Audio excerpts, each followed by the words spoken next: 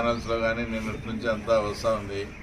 మన పులివెందుల ఎమ్మెల్యే అయినటువంటి జగన్మోహన్ రెడ్డి గారు ఈరోజు అసెంబ్లీకి వెళ్తాడని, అంటే ఆయన అసెంబ్లీకి వెళ్ళేది కూడా అది ఒక పెద్ద వార్తలా చేశాడు ఆయన.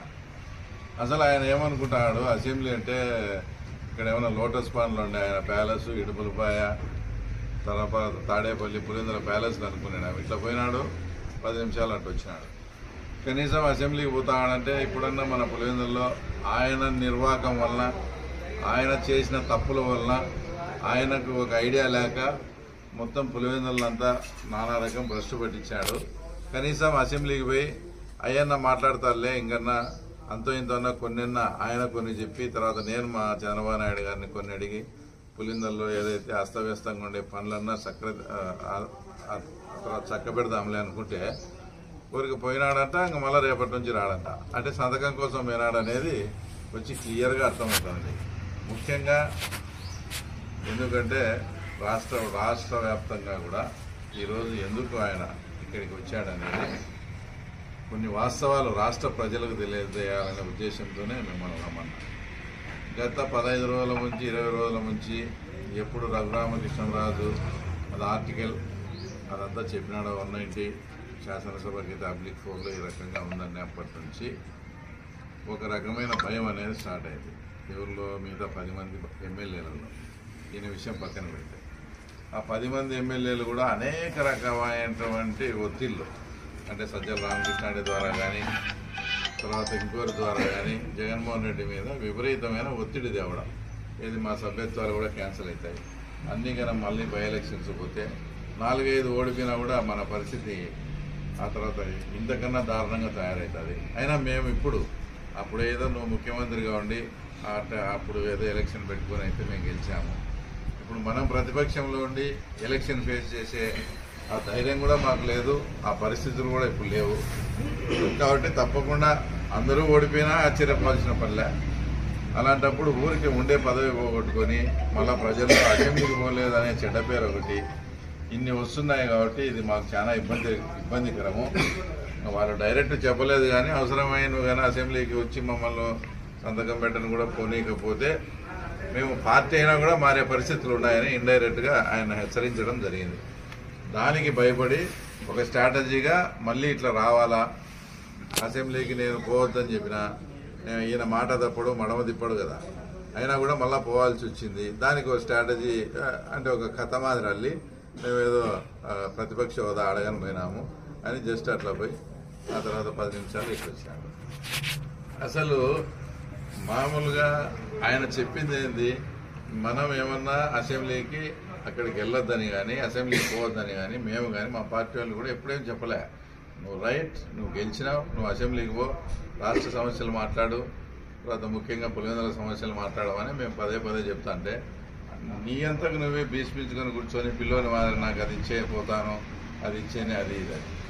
అసలు అసెంబ్లీలో ఏదైనా కానీ సబ్జెక్ట్లో కంటెంట్ అనేది ఉంటే దానికి టైం ఇవ్వాల్సిన పనిలే. మన దగ్గర కంటెంట్ ఉంటే అది రాష్ట్ర వ్యాప్తంగా కూడా ప్రజలంతా వింటారు, వైరల్ అవుతుంది. నీకు సమయంతో పనిలే.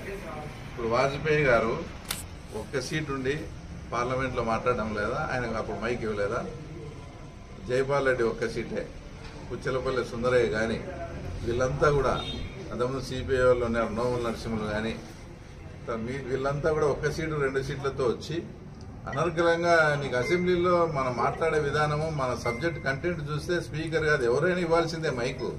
నువ్వు ఆ కంటెంట్ ఆ సబ్జెక్ట్తో నువ్వు వచ్చి ఏదైనా ఫెయిల్యూర్ అయినప్పుడు నువ్వు ఏదన్నా మాట్లాడాలి కానీ తర్వాత ముందే నాకు మైక్ ఇవ్వరు, నాకు ప్రతిపక్ష నాయకునికి హోదా ఇచ్చి నాకు సమయం ఇచ్చాలి కాబట్టి అప్పుడు నీ సోది అంతా చెప్పుకోవచ్చు అని ఈ రకమైన కండిషన్ పెట్టి ఇట్లా అసెంబ్లీకి రాకుండా ఈయన ఉండడం చాలా దురదృష్టకరము. అసలు చాలా కూడా బాధాకరం.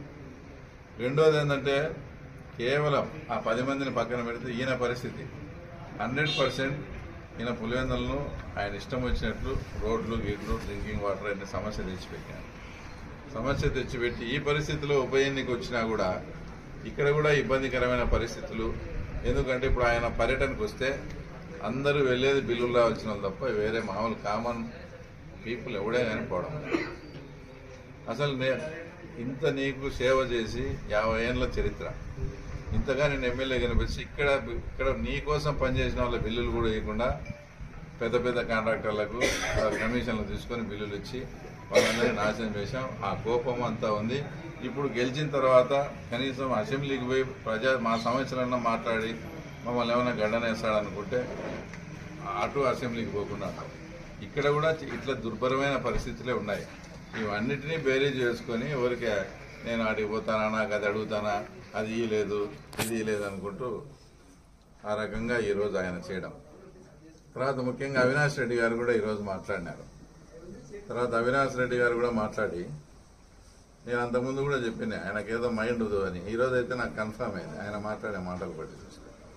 ఆయన ఏమంటాడు, మంగళగిరి, పిఠాపురము, కుప్పము కూడా రాజీనామా చేయండి, పులివెందులతో పాటు 4.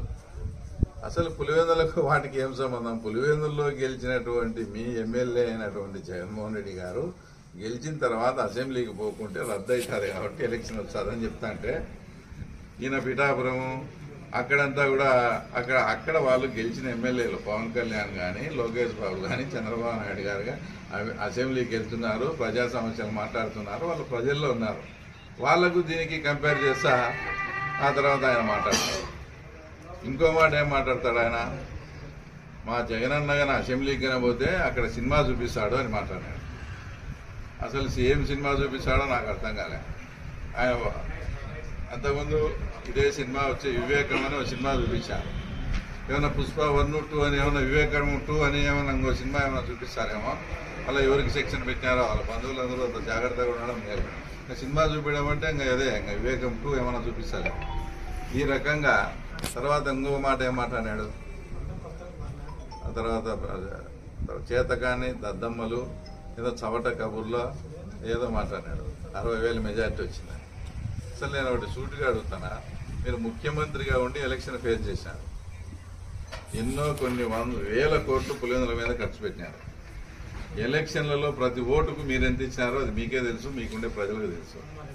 గడప గడపకు తిరుగుతా ప్రతి ఇంటికి ఎంతెంత డబ్బులు ఇచ్చారో దాదాపు 100 కోట్లు మీరు ఖర్చు పెట్టారు. ముఖ్యమంత్రిగా ఉండి ఈ ప్రాంతాన్ని శాసిస్తూ ఉండి వేల కోట్లు డెవలప్మెంట్ పేరుతో వర్కులు చేసి తర్వాత 100 కోట్లు ఎలక్షన్ ఖర్చు పెట్టి మీరు ముఖ్యమంత్రిగా ఉండి కూడా మీకు 30,000 మెజార్టీ తగ్గిందంటే ఇప్పటికీ కూడా మీకు ఇంకా సిగ్గుగా లేదా? ఇంకా ఈ వేవ్లో కూడా 60,000 వచ్చినాయని అని మాట్లాడుతాను. మేము అడిగేది ఏంది, ముఖ్యమంత్రిగా ఉండి అంత చేసినాము ఇంత చేసినాము మా ప్రాంతం ఏదని చెప్పుకుంటా అంటే, నేను ఒక సాధారణమైన వ్యక్తిని, నా చేతులతో మీరు 30-35,000 తర్వాత తగ్గిపోయినారంటే అసలు ఏమంటే, వాస్తవంగా మా ప్లాన్ మా స్ట్రాటజీ ప్రకారం అంటే 100% అవినాష్ రెడ్డి ఓడిపోయాడు. నీకు ఆ ఎంపీ కూడా లేదు. నువ్వు షర్మిలమ్మది సునీతమ్మది ఫోటో పెట్టుకోవాలా. వాళ్ళు ఎంటర్ కాకుండా కాంగ్రెస్ పార్టీకి కానీ మా స్ట్రాటజీ ఖచ్చితంగా వర్కౌట్ అయ్యిండు. 100% మనం ఎంపీగా గెలిచిందాం అతని. వాళ్ళ ఫోటోలు పెట్టుకోవాలి. అది అతని పరిస్థితి. ఇంకా ఈయనలే కబుర్లు, దద్దమ్మ కబుర్లు ఏందో నీటి సంఘం ఎలక్షన్లో చూసినాం. నిజంగా మీ జగన్మోహన్ రెడ్డి గారు భయపడకుండా రాజశేఖర రెడ్డి బిడ్డ మాదిరి నేను చంద్రబాబు నాయుడు గారు ఇది గౌరవ సభ కాదు, గౌరవ సభ అయినప్పుడే ముఖ్యమంత్రి హోదాలోనే నేను అడుగు పెడతా అన్నట్టు మీ జగన్మోహన్ రెడ్డి గారు అట్లే కన్నా ఉండింటే బై ఎలక్షన్ వచ్చేది. ఆ తర్వాత అప్పుడు ఇక్కడ ప్రజలు మీకు బుద్ధి చెప్పేదానికి రెడీగా ఉన్నారు, అది జరిగేది. అట్లా కాకుండా మళ్ళీ ఇది పోతాదేమో అని రావడం, మళ్ళీ ప్రజా సమస్యలు మాట్లాడు, తర్వాత మళ్ళీ మమ్మల్ని కాకమ్మ కబుర్లు అవన్నీ వచ్చే మున్సిపాలిటీ ఎలక్షన్లలో ఈ దద్దమ్మ కబుర్లా ఏందనేది మీకు వాస్తవాలు తొందరలో తెలుస్తాయి.